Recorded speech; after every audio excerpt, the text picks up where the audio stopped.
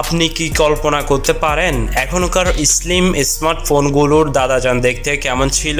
আজ থেকে 40 বছর আগে মানুষ পকেটে নয় বরং হাতে আস্ত একটা ইট নিয়ে ঘুরতো। হ্যাঁ, আজ আমি আপনাদের দেখাবো বিশ্বের প্রথম মোবাইল ফোন, যেটা দেখে আপনিও চমকে যাবেন। এই যে দেখছেন বিশাল আকার এই ফোনটির নাম হলো মোটরোলা ডাইনাটেক 8000X।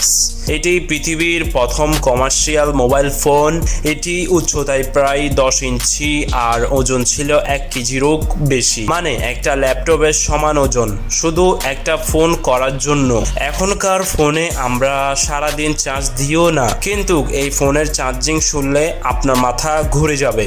এই ফোনে মাত্র 30 মিনিট কথা বলার জন্য আপনাকে টানা 10 ঘন্টা চার্জ দিতে হতো।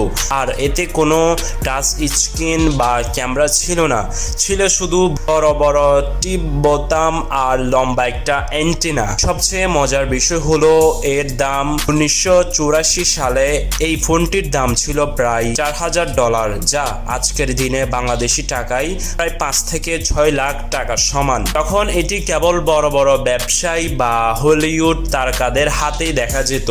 ভাবুন তো, সেই ঈদের মতো ফোন থেকে আজ আমরা আইফোন পোর্টেবল ফোনে চলে এসেছি। টেকনোলজি কতটা বদলে গেছে। আপনাদের প্রথম ফোনটি কোন ব্র্যান্ডের ছিল কমেন্টে জানান। আর এরকম আরো ইউনিক ট্র্যাক ভিডিও পেতে আমাকে ফলো করে রাখুন।